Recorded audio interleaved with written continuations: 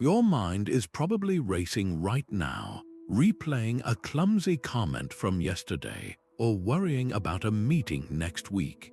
This endless cycle of regret and fear can feel like a prison of your own making. But what if you had a blueprint for a life free from that mental noise? The ancient philosophy of Stoicism offers exactly that, a practical system for mental freedom used for centuries.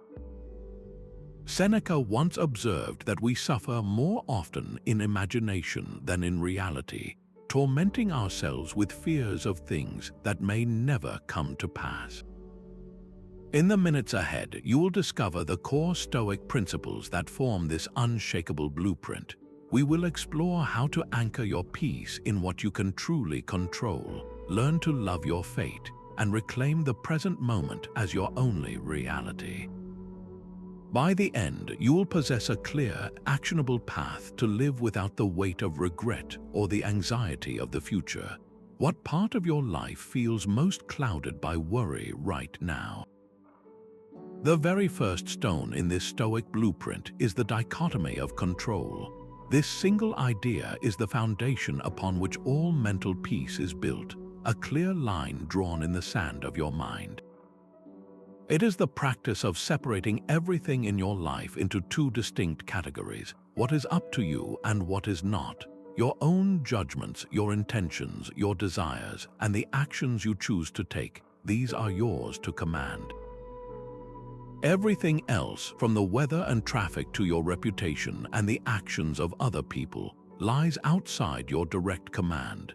The philosopher Epictetus opens his manual for life, the Enchiridion, with this very lesson, stating that the chief task in life is to identify what is ours and what is not. When you fail to make this distinction, you are essentially trying to control the ocean's tides with your bare hands, a guaranteed recipe for exhaustion and despair. Think about a common frustration, a critical comment from a colleague during a meeting. Their words and their opinion are not within your control. Your reaction, however, your internal judgment of that comment, and your subsequent actions, these are entirely your domain. You can choose to receive it as a personal attack, fueling days of anxiety and regret, or you can see it as external noise, assess it for any useful feedback, and then let the rest go without letting it disturb your inner peace. This is the anchor that holds you fast in any storm, so take a moment and think about your day. What 3 things caused you the most worry? Now, honestly place them on either side of that line. How many of them were truly, entirely yours to decide? What if you could not just accept, but genuinely love everything that happens to you? This is the radical heart of the second Stoic principle, Amor Fati, a Latin phrase that translates to a love of one's fate. It is the conscious decision to embrace every event, every twist and turn, not as a mistake or a punishment, but as a necessary thread in the grand tapestry of your life. This practice is the ultimate antidote to regret, because it reframes the past not as a collection of errors, but as the very path that made you who you are. The Roman Emperor Marcus Aurelius, writing his private thoughts in his Meditations, advised himself to look for the good within every event. He insisted that the obstacle is not an interruption of the path, it is the path itself. This is not about passive resignation, but about an active, almost joyful engagement with reality as it unfolds. History offers a powerful example in the story of the ancient astronomer Ptolemy. He meticulously charted the stars, believing the Earth was the center of the universe. We now know his model was fundamentally wrong, a colossal scientific setback. Yet, without Ptolemy's detailed, if flawed, maps, later astronomers like Copernicus would have had no foundation upon which to build. The error was, in a very real sense, necessary for the eventual discovery of the truth. Your own life is filled with similar, smaller-scale necessities. Think back to a past event you once labeled a misfortune. perhaps a job you did not get or a relationship that ended. Can you identify a single positive outcome that emerged from that experience? Maybe it redirected you toward a better opportunity, or it taught you a lesson about your own resilience that you still carry with you today. Amor Fati invites you to find that hidden gift and to welcome it. Regret and fear are both thieves of a currency that does not even exist.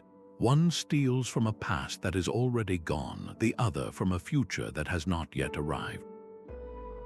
This brings us to the third and perhaps most liberating principle of the Stoic Blueprint, the understanding that the present moment is your only true reality. It is the sole point in time where your life is actually happening, and the only place where you can possibly exercise any control. The Stoics taught that anxiety and sorrow flourish when we abandon this tangible now for the phantom realms of yesterday and tomorrow. Seneca put it with startling clarity, writing that the greatest waste of life is in postponement.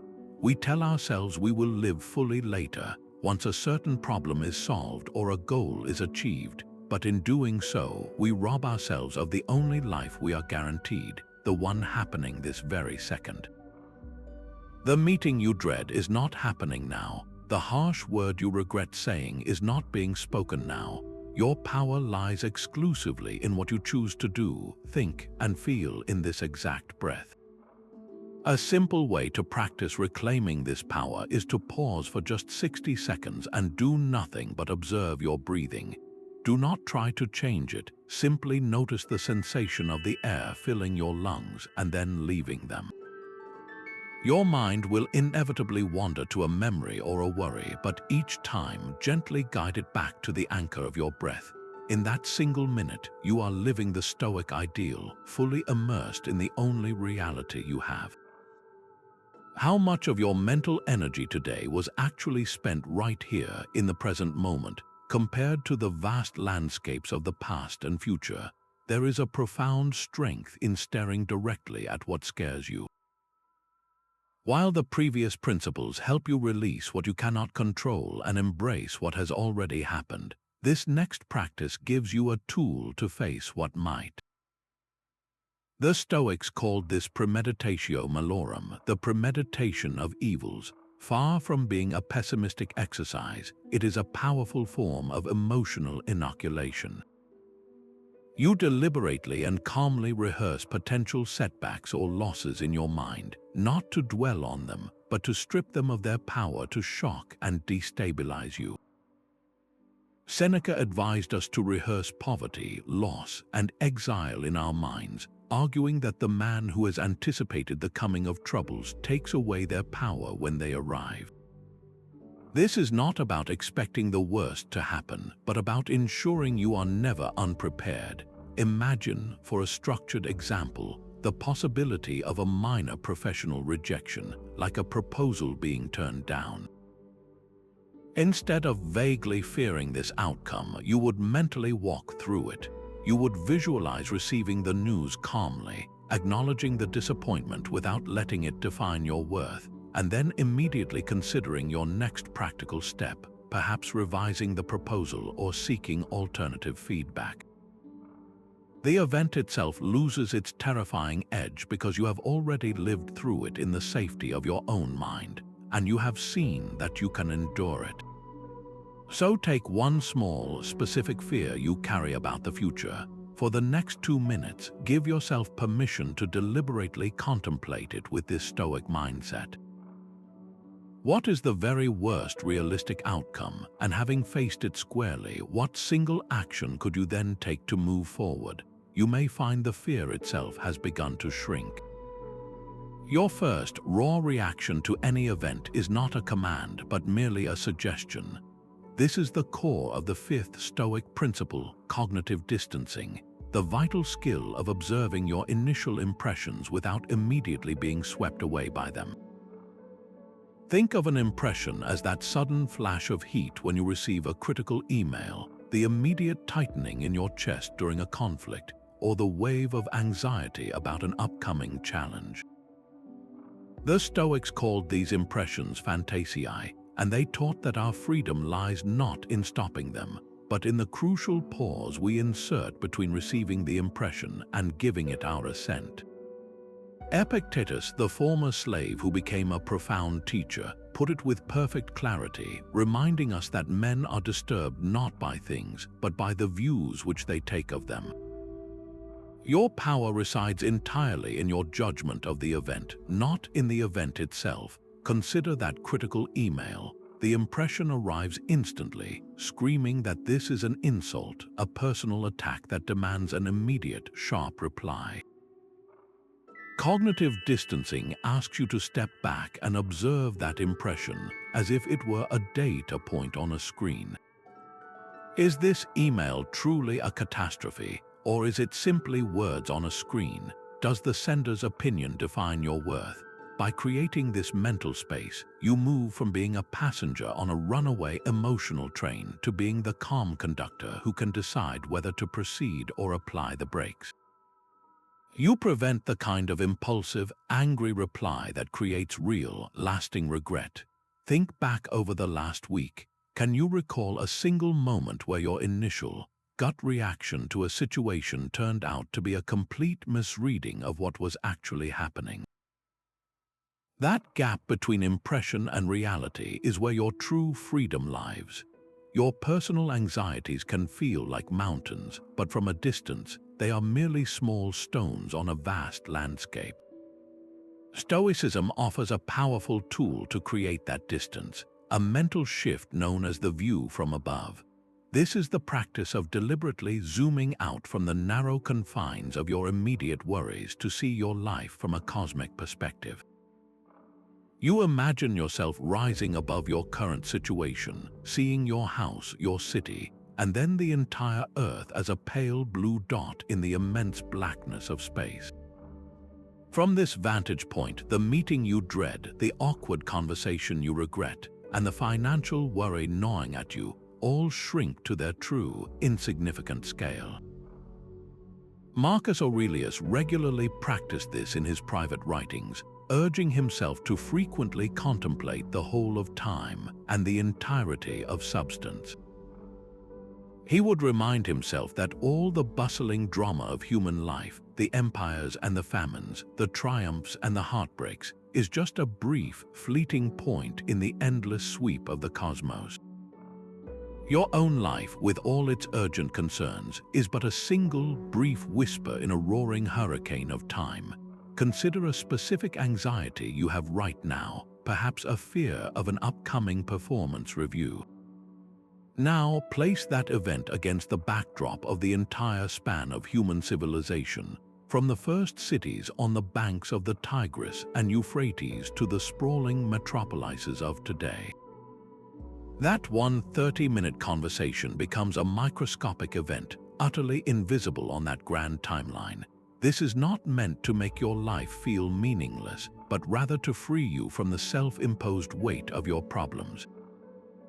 The goal is to realize that your moment of struggle is a universal human experience, shared by countless others across the ages. The next time a wave of overwhelm crashes over you, close your eyes for just 30 seconds. Picture your worry as a tiny speck on the surface of a planet spinning in a silent, star-filled void. Does that change its texture, its power over you? We spend our lives chasing promotions, accolades, and financial security, believing these are the very measures of a successful life. But what if every single one of these pursuits was, in the grand Stoic scheme, a matter of complete indifference? This brings us to the ethical heart of the entire blueprint, the principle that virtue is the sole good. The Stoics drew a radical line in the sand. They declared that the only things that are truly, unquestionably good are the excellent qualities of your own character, your integrity, your courage, your wisdom, and your justice. Everything else we typically crave, from wealth and reputation to our very health, they classified as preferred indifference. These things have value and can make life more comfortable, but they do not determine your moral worth or your capacity for a good life. Losing them is not a true evil, just as gaining them is not a true good. The philosopher Epictetus put the entire system into focus when he said that what is up to us is our faculty of choice, our desires and aversions, and our character itself. Nothing outside of that sphere of choice can harm the core of who you are unless you permit it to. Imagine two colleagues who both receive the same devastating news. They are being let go from their jobs. The first person has built their entire identity on their title and salary. For them, this event is a catastrophic personal failure, a source of deep shame and regret that threatens to unravel their sense of self. The second person, guided by this Stoic principle, also feels the practical sting and disappointment, but their core self remains unshaken because they know their character, their work ethic, and their resilience are possessions that no employer can ever take away.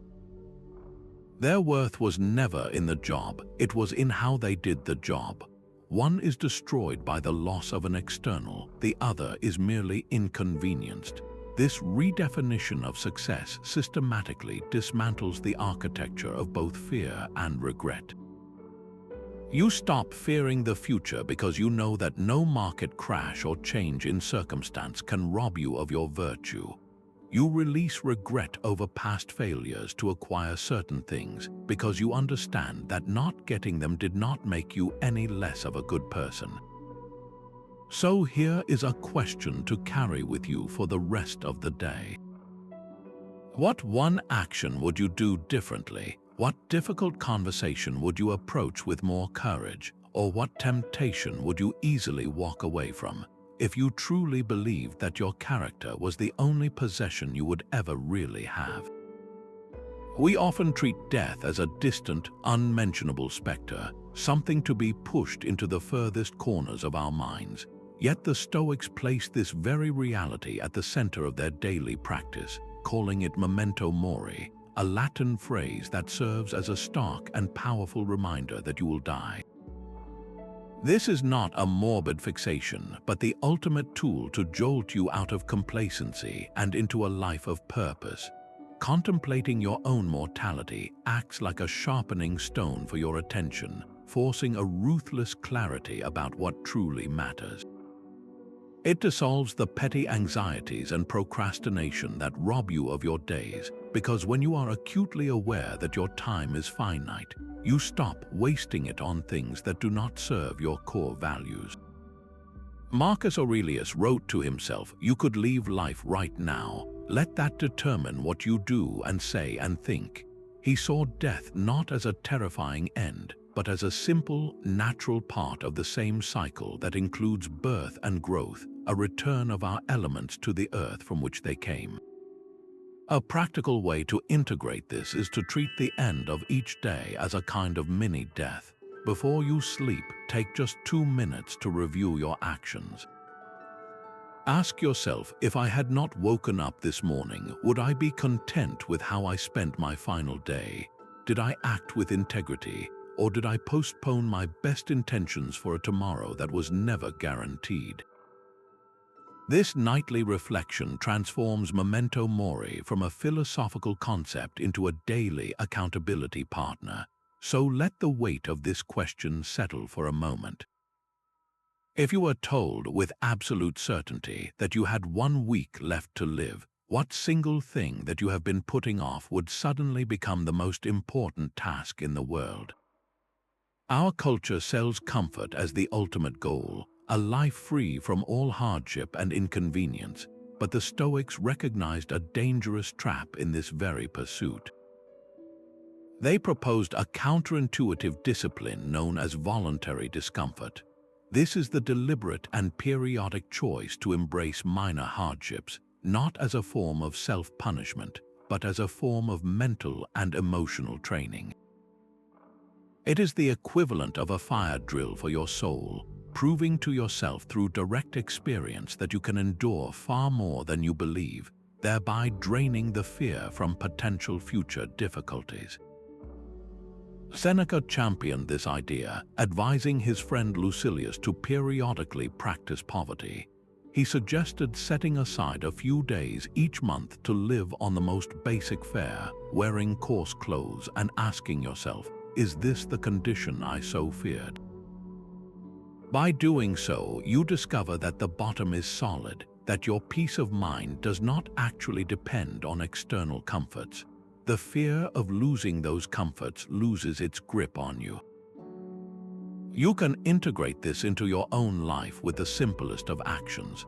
The next time you feel a chill in the air, consider taking a brief walk without immediately reaching for your heaviest coat. Feel the cold on your skin, acknowledge the sensation without panic, and observe your own capacity to withstand it. This small act reinforces a monumental truth that you are separate from your circumstances and that your well-being is not hostage to perfect conditions. So here is a direct challenge for you. This week, choose one small, safe, voluntary discomfort and commit to it. It could be skipping a meal, taking a cooler shower, or walking up the stairs instead of taking the elevator. In that conscious choice, you are not just building resilience, you are actively reclaiming your freedom from the fear of loss. What minor hardship could you willingly invite in to prove to yourself that you are stronger than it is? The relentless chase for more is a cage disguised as a ladder. We climb rung after rung, convinced happiness waits just one promotion or one purchase away, only to find the horizon of desire always recedes. Stoic contentment is the key that unlocks this cage, a profound shift from pursuing what you lack to recognizing the sufficiency of what you already possess. This is the art of finding enough, and it stands as the final, masterful stroke in the blueprint for a life without fear or regret. When you are content, the future holds no terror of deprivation because you have already met your own needs within the present moment. This circles back beautifully to the earlier principle of preferred indifference. Wealth, status, and comfort are not evils, but your peace cannot be tethered to their acquisition. Your contentment must be drawn from an internal well, not an external faucet that others can turn on or off. Seneca captured this with piercing insight, writing that the man is wealthy, not who has all he wants, but who has all he needs and wants no more. True riches are found in wanting less, not in having more. A simple but transformative exercise is to consciously compare your life not to those who have more, but to those who have far less. Look at your own hands. Consider the roof over your head, the food you ate today, the simple fact of your safety. For a significant portion of the world's population, and for countless people throughout history, your current life would represent an unimaginable luxury. This is not about dismissing your ambitions, but about grounding them in a base layer of profound gratitude. That gratitude is the fertile soil where contentment grows. So pause and take a quiet inventory of your life right now. In what one single area, whether it is your health, your friendships, or the simple comfort of your home, can you honestly say with full conviction that you already have enough? A cancelled plan holds no inherent meaning of its own. The event is simply a blank slate, and the story you write upon it determines whether your evening becomes a source of frustration or an unexpected gift. This is the essence of the 11th Stoic principle, the Discipline of Assent, which teaches us to withhold our immediate, often negative, judgment of any situation. Our automatic reactions are not facts, they are initial drafts, and we possess the power to edit them before they become the source of our distress and future regret. Epictetus offered a simple but profound formula, stating that it is not things that disturb people, but their judgments about those things. The discipline of assent is the practice of pausing at that very moment of disturbance to question the label you are about to apply. Is this event truly bad, or have I simply decided to view it that way? That cancelled dinner, for instance, could be judged as a personal rejection, ruining your night and straining a friendship. Or you could assent to a different interpretation, seeing it as a sudden windfall of free time, a chance to finally read that book, take a long walk, or simply rest. The external event remains identical, but your inner experience of it is transformed. This discipline directly prevents regret because it stops you from creating a painful narrative about an event that was, in itself, completely neutral. Think of one minor inconvenience from your own week, perhaps a sudden rainstorm or a delayed package. Now, consciously reframe it. Can you see the rain as a reason to stay in and be cozy? Can you view the delay as a lesson in patience? The event itself does not change, but your peace of mind is instantly restored. Anxiety about the future is almost always a story we write about outcomes we cannot guarantee. We pour our energy into a project, a presentation, or a relationship, only to find our peace of mind held hostage by a result that remains stubbornly outside our command. This is where the 12th Stoic principle offers a profound liberation, focusing relentlessly on action, not outcomes. Your entire sphere of control begins and ends with your own effort, your preparation, and the integrity you bring to the task itself. The final result, whether it is success or failure, praise or criticism, belongs to the world of external events, the very realm the Stoics taught us to view with calm indifference. Marcus Aurelius offered a clear directive for this mindset, writing, "Let the motive for action be in the action itself and not in the event. Do the right thing simply because it is the right thing to do, and let the chips fall where they may." This cleanly severs the toxic link between your sincere effort and the fear of failure, because failure, in this context, becomes impossible. The only true failure is a failure of character, a failure to try your best with the resources you have. Consider the process of a painter working on a large canvas. Her control lies in mixing her colors with care, in studying her subject, and in applying each brushstroke with intention and focus. She cannot control whether a gallery will accept her finished piece or whether a critic will praise it. If she ties her self-worth to that acceptance, she introduces a tremor of fear into every single brushstroke. But if she finds her entire satisfaction in the act of creation itself, in the quiet joy of applying paint to canvas, then she is free. The outcome becomes a secondary report, while the work itself is the primary and fulfilling reality. Or think of submitting a job application. Your control rests in tailoring your resume, writing a thoughtful cover letter, and preparing thoroughly for the interview. You have zero control over the other candidates, the hiring manager's mood that day, or the final decision. Attaching your happiness to getting the offer is like handing a remote control for your emotions to a complete stranger. The Stoic approach is to pour your best into the process, hit send, and then release the outcome, your inner peace intact regardless of the answer. So bring to mind one specific goal you are currently working toward.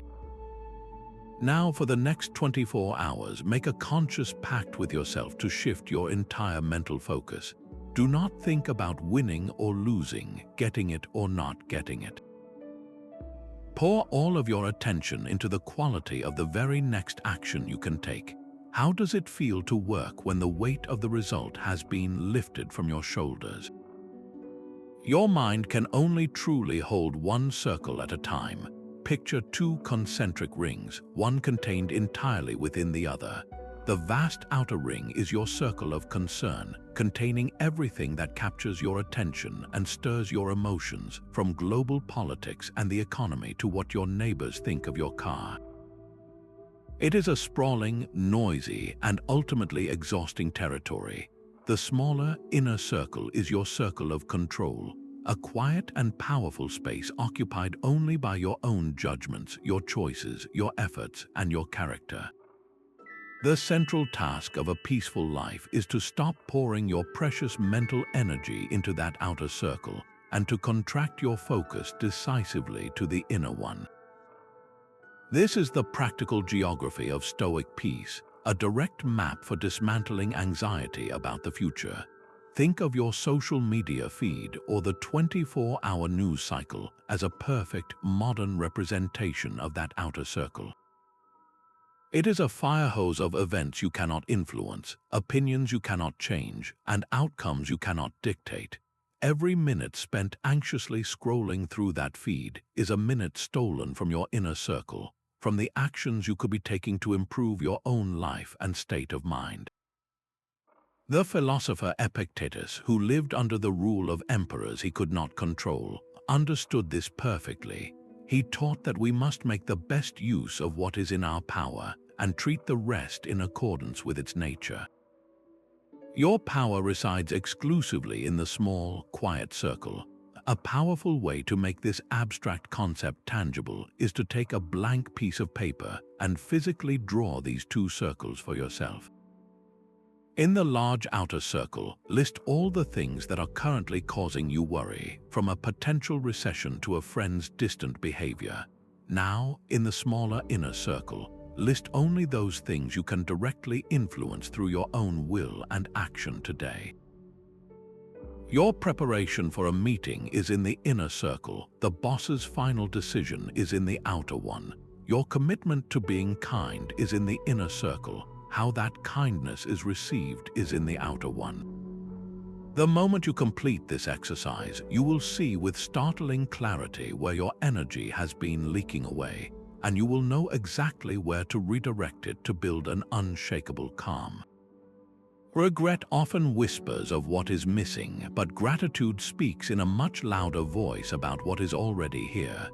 This is the 14th principle of the Stoic Blueprint, the practice of gratitude as an active discipline, a deliberate choice to acknowledge the good that fills your life right now. It is not a passive feeling that sometimes visits you, but a powerful tool you wield to sever the roots of regret. When you are genuinely appreciating what you possess, you cannot simultaneously be lamenting what you have lost or what you lack. The Stoics saw this as a recognition of providence, the intelligent order of the universe, trusting that even in hardship, there is something to be received with thanks. Marcus Aurelius began his days with this very intention, writing, "When you arise in the morning, think of what a precious privilege it is to be alive, to breathe, to think, to enjoy, to love." He did not wait for a perfect day to feel grateful. He started by giving thanks for the fundamental tools of existence, his reasoning mind and his senses. You can build this into the fabric of your own life with a simple, nightly ritual. Before you sleep, take just 1 minute to mentally list 3 specific things from your day for which you are genuinely grateful. It does not need to be grand. It could be the warmth of your coffee, a moment of quiet, or the simple fact that your body carried you through another day. This practice actively rewires your focus from absence to presence, from regret to acceptance. So let us try this together right now. Close your eyes for just a few seconds and bring to mind 3 small, concrete things you can be grateful for in this very moment. The screen you are watching, the air in your lungs, the quiet opportunity to learn. Feel how, even for that brief instant, the voice of regret falls completely silent. A river does not argue with its path. It flows around rocks, carves through valleys, and moves with a gravity that is both purposeful and effortless. This is the Stoic ideal of living according to nature, the 15th and unifying principle of this entire blueprint. For the Stoics, nature was not just trees and mountains, it was the entire rational, interconnected order of the universe. And our unique human role within this cosmos is to live in harmony with it, using our greatest gift, our faculty of reason. To act rationally is to align your will with the way things are, not the way you wish they would be. This alignment is what the Stoics called the smooth flow of life, a state where internal resistance to external events simply vanishes. The founder of Stoicism, Zeno, is said to have defined this goal beautifully, stating that the goal of life is to live in agreement with nature.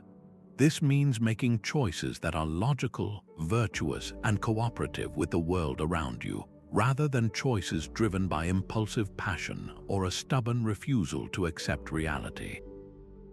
Think of a person trying to swim directly upstream against a powerful current. Every stroke is a battle, exhausting and ultimately futile. This is the person who resists a company layoff with rage and self-pity, who fights against a changing relationship with bitterness, who denies a health diagnosis with fear. Now picture someone floating on that same river, allowing the current to carry them while using their arms only to steer and navigate. They are an active participant, not a passive victim, but they are not wasting energy fighting the fundamental direction of the water. This is the person who accepts the layoff as a fact, assesses their skills with clear reason, and begins the practical search for a new path. Your stress and fear are almost always a measure of how hard you are paddling upstream. So bring to mind one specific area of your own life where you feel a constant, low-grade tension. Is it a personality trait in a family member you are constantly trying to change? Is it a market shift in your industry you refuse to adapt to? Now, ask yourself this simple, rational question. What single action would represent flowing with this reality, instead of exhausting myself by fighting against its very existence? Your personal struggles are not happening in a vacuum. They are threads in a much larger tapestry, woven into a pattern you cannot see from your small corner of the cloth. This is the Stoic principle of Sympatheia, the profound understanding that everything in the cosmos is interconnected in a single, rational, and living whole. To feel isolated with your fear is to forget that you are an integral part of this vast network, a single note in a cosmic symphony. Marcus Aurelius reflected on this constantly, writing that all things are intertwined with one another. A sacred bond exists between them, and almost nothing is alien to anything else. When you internalize this, the sharp, personal sting of your own uncertain future begins to soften. You are not a solitary boat being tossed on a malicious sea. You are the sea itself, experiencing one of its own waves. Consider the difficult but necessary process of forest fires. A single blaze appears from the human perspective as pure destruction, a tragic loss of ancient trees and animal habitats. Yet that very fire clears away dense undergrowth, allowing sunlight to reach the forest floor and germinate seeds that have waited decades for that exact moment. The ash fertilizes the soil, creating conditions for a new, more resilient ecosystem to emerge. The loss of the old is what makes the new growth possible. Your own life contains similar, unseen necessities. A personal loss, like the end of a career path you loved, might feel like a devastating fire, but that very clearing of your old life could create the space for a new direction you never would have considered, one that ultimately aligns more deeply with your character and brings you into contact with people you are always meant to meet. The event was not a random punishment, but a necessary part of your entire ecosystem's renewal. So look at the challenge that feels most personal and isolating to you right now. Can you allow for the possibility, even for a moment, that this difficulty is not just about you? That it might be serving a purpose in a larger story, strengthening your resilience for a future role, or subtly altering your path to align you with a greater good you cannot yet perceive. Each day leaves behind a trail of small choices, a series of moments where we either lived by our principles or strayed from them. The Stoics understood that a life without regret is not a life without error, but a life that learns from every misstep. They built this learning into their daily routine with a practice called the evening review, a quiet conversation with yourself at the end of each day. This is not an exercise in harsh self-criticism or guilt, but a gentle, honest audit of your actions, a way to transform potential regret into raw material for growth. In his letters to his friend Lucilius, Seneca describes his own version of this ritual. He wrote that sleep should follow this self-examination, and that a man cannot be found quarrelsome with his own soul when he says, "Where did I go wrong? What duty did I neglect? What good could I have done that I left undone?" The goal is progress, not perfection, to close the day a little wiser than you started it. You can adopt this practice tonight with a simple 3-question structure. First, ask yourself, what is one thing I did well today? This could be a moment of patience with a difficult person, a task you completed with focus, or a kind word you offered. Acknowledge your strength to reinforce it. Second, ask, what is one thing I could improve? Be specific and constructive. Perhaps you reacted with irritation to a minor delay, or you postponed an important conversation. Identify the trigger and the better response. Third, and most importantly, ask, did I act in alignment with my core values? This question connects your daily actions to your deepest beliefs, ensuring you are building a life you can look back on without remorse. The entire process need only take 5 minutes, so when you lay your head down tonight before sleep takes you, step through these 3 questions. This small daily investment pays a massive dividend, turning the weight of yesterday's regrets into the light you need to walk more clearly tomorrow. Apathy is a cold emptiness, a lack of care, but the Stoic goal of Apatheia is something entirely different, a state of vibrant inner freedom. It is the clarity that comes when you are no longer ruled by the storm of destructive emotions, the passions that hijack your reason and so often lead to actions you deeply regret. Epictetus offered a simple test for this state, saying that whoever is undisturbed by external things is free from passion. The goal is not to feel nothing, but to ensure your feelings do not become your master. Picture a heated argument where someone throws a personal insult your way. The passion of anger surges, demanding an immediate, sharp retort. In that moment, your judgment is clouded, and the words you speak are likely to create lasting damage, a source of future remorse. Apatheia does not mean you feel no sting. It means you create a space between the sting and your response. From that calm center, you can choose to see the provocation for what it is, the words of a person who is themselves struggling, and you can respond with reason, or even choose not to respond at all. Your peace remains unbroken because it was never dependent on their behavior in the first place. Think back over the last few days. What single surge of emotion, a flash of jealousy or a spike of frustration, most disrupted your inner calm? Now replay that moment with the lens of Apatheia. How would your words, your decisions, and your entire experience of that event have changed if you had met that emotional surge with calm, observant clarity instead of being swept away by its current? The string of your life is already burning, and every second it shortens is a moment you will never get back. This is not a morbid thought, but the ultimate fuel for decisive action. While we previously touched on death as a reminder of impermanence, this principle focuses on life's undeniable brevity as a powerful motivator to stop postponing your most meaningful work. Procrastination on the things that truly matter, the conversations, the creative projects, the acts of kindness, is the single greatest architect of future regret. Seneca saw this with devastating clarity in his essay on the shortness of life, where he wrote that life is long if you know how to use it, but that we are not given a short life, we make it short. We do not waste it, we squander it. We act as if we have an endless supply of tomorrows, putting off our best intentions until some mythical future date when conditions will be perfect.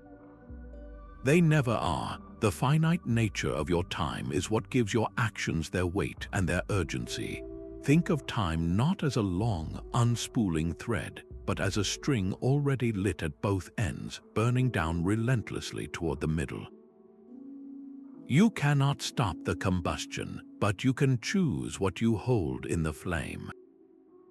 Will you let it consume hours of mindless scrolling and worry?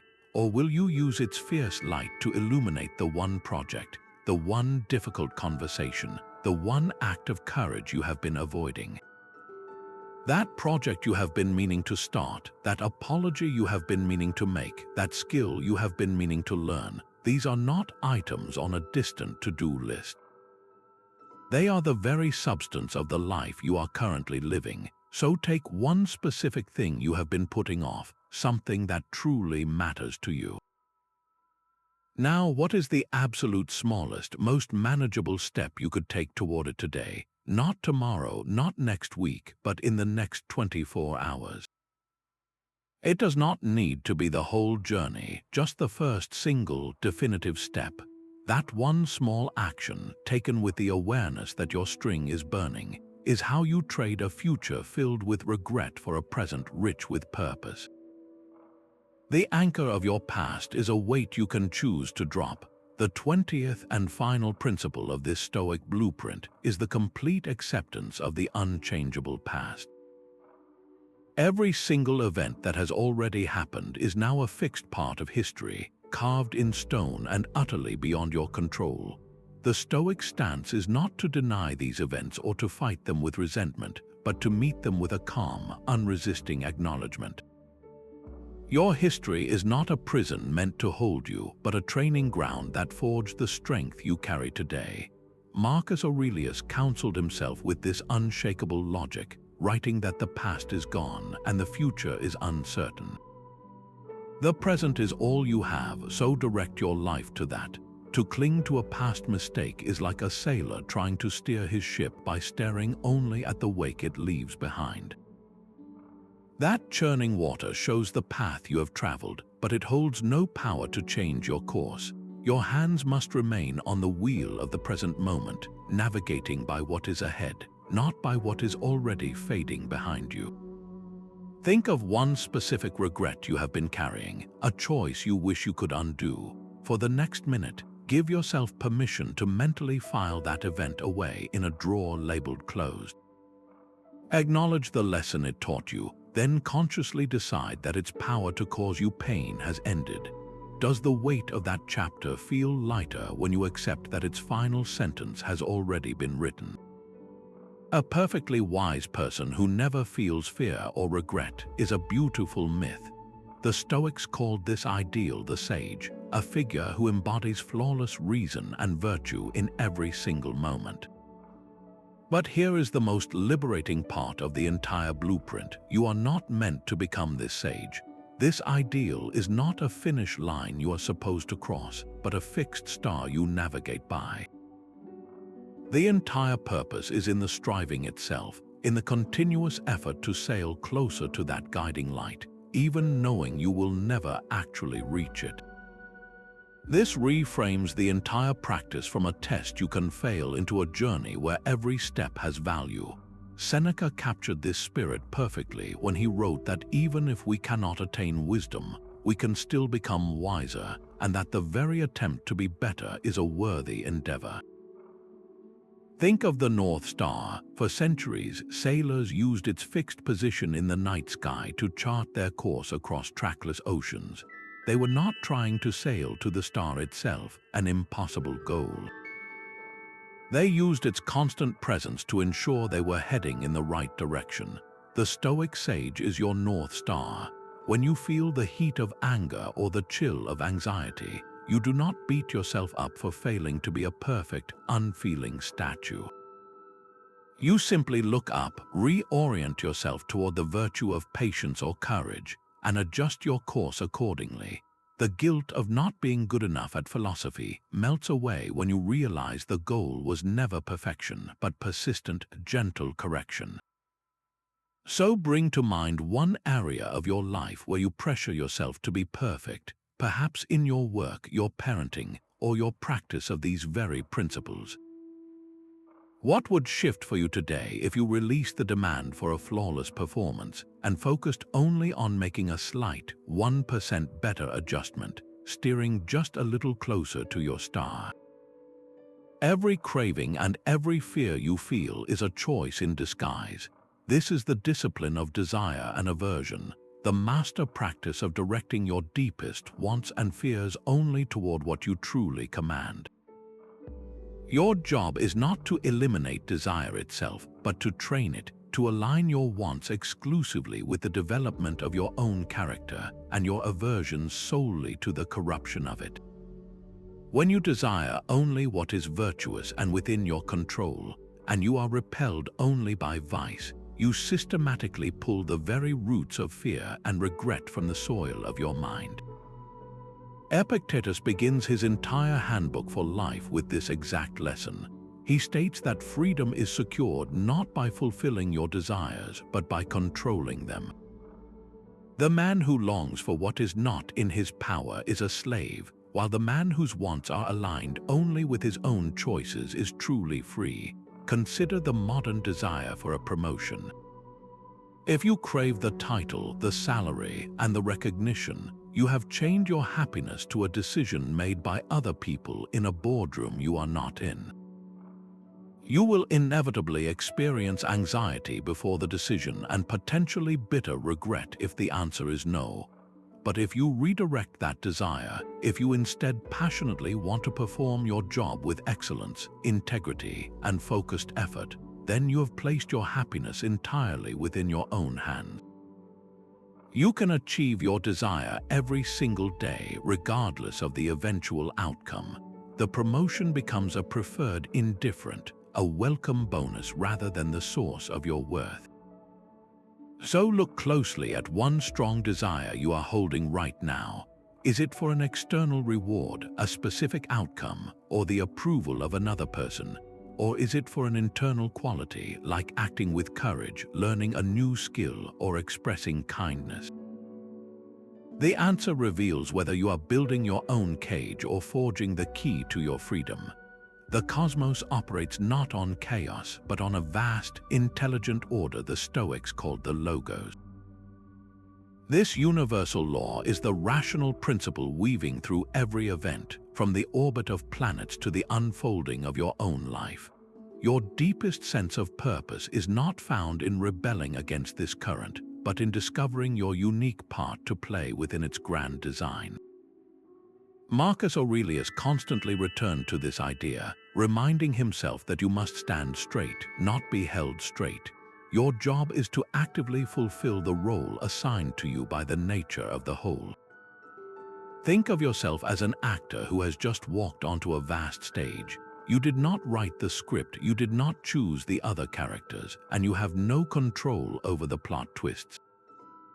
Your sole responsibility, the source of your dignity and peace, is to perform your given part to the absolute best of your ability. Whether your role is short or long, triumphant or tragic, is irrelevant. What matters is the virtue and commitment you bring to your performance. A carpenter does not resent the wood for its knots. He works with its grain to create something strong and beautiful. Your life is that piece of wood, and your unique talents and circumstances are its grain. Your purpose is to work with them, not against them. So ask yourself this. In the theater of your own existence, what role are you currently playing in your family? Are you the patient listener, the steadfast provider, the joyful connector? And in your work or community, what specific function do you fulfill that no one else can quite replicate in the same way? Your answer is not a job title, but the essential quality you contribute to the whole. Finding that role and playing it well is how you trade personal anxiety for a profound, unshakable purpose. Your inner citadel is not a place you visit, but a space you build with deliberate quiet. This is the Stoic practice of retreating into the fortress of your own mind, a sanctuary of clarity that no external event can ever breach. The noise of the world, with its constant demands and alarming headlines, seeks to pull you out of this stronghold and into a state of reactive fear. But within these walls, cultivated through silence and solitude, your judgment remains your own. Marcus Aurelius himself, while leading armies and governing an empire, would retreat into this inner stillness, writing that you have power over your mind, not outside events. Realize this and you will find strength. This is not about physical isolation, but about the mental discipline of introspection, of creating a buffer between the chaos outside and the peace within. A simple way to begin laying these stones is to commit to just 5 minutes of silent sitting each day. Find a quiet spot, set a timer, and do nothing but observe the flow of your own thoughts without judgment or engagement. Do not try to empty your mind, simply watch its activity as if you were a guard on the ramparts, calmly noting what passes by. Each time you do this, you are reinforcing the walls of your inner fortress, proving to yourself that you can exist separate from the tumult. What single external noise, whether a critical voice or a worrying news cycle, most frequently disturbs the peace of your own inner citadel? A setback is not a stop sign, but a sudden change in the training schedule. This is the empowering core of the 25th principle, turning obstacles into advantages. The Stoics did not see a difficulty as something to be merely endured, but as raw material to be actively sculpted into strength. When your plans are disrupted, the universe has not punished you. It has handed you a specific tool for forging a more resilient character. Your future ceases to be a landscape of threats and becomes a personalized gymnasium where every challenge is designed to train a particular virtue. Marcus Aurelius gave this idea its most famous form, writing in his private journal that the impediment to action advances action, and that what stands in the way becomes the way. The obstacle is not blocking your path, it is revealing the new path forward. History offers a stark example in the life of the philosopher Seneca. He was exiled to the harsh, remote island of Corsica by the Emperor Claudius, a punishment that could have broken him. Instead of succumbing to despair, Seneca used those years of isolation to produce some of his most profound and lasting works of philosophy. The obstacle of exile, which stripped him of his political influence and comforts, became the very condition that forced him to turn inward and create a legacy that would far outlive the emperor who banished him. The silence and isolation became his advantage. Your own life is filled with smaller, daily versions of this same alchemy. That difficult colleague is not a nuisance, but a personal trainer for your patience and diplomacy. A financial constraint is not a curse, but a masterclass in creativity and resourcefulness. A project delay is not a failure, but an unexpected opportunity to practice calm persistence. So bring to mind one specific obstacle you are facing right now, a single source of friction in your week. Now ask yourself this transformative question. What specific quality could this very situation be trying to teach me? Is it training my courage, my flexibility, or my humility? By answering that, you stop fighting the obstacle and start using its energy to build a stronger version of yourself. Your own inner citadel gains its ultimate strength not through isolation, but through its open gates. The Stoic path reaches its highest expression not in solitary reflection, but in active service to others. This 26th principle, the practice of philanthropy and duty, shatters the misconception that Stoicism is a cold or self-centered philosophy. It insists that our deepest purpose and peace are found in fulfilling our obligations to the wider human community. By directing our attention outward toward the well-being of others, we discover a powerful antidote to the inward spiral of personal anxiety and regret. The Stoic teacher Hierocles illustrated this with his beautiful model of concentric circles. He described our life as a series of rings with the self at the center. The next ring is our immediate family, then our extended family, then our local community, our country, and finally, the entire human race. Our moral task, he taught, is to constantly draw these outer circles inward, to treat the stranger as a neighbor and the neighbor as family, expanding our sense of duty and care. When you are consumed by worry about your own future or regret over your own past, your focus is locked tightly on that innermost circle.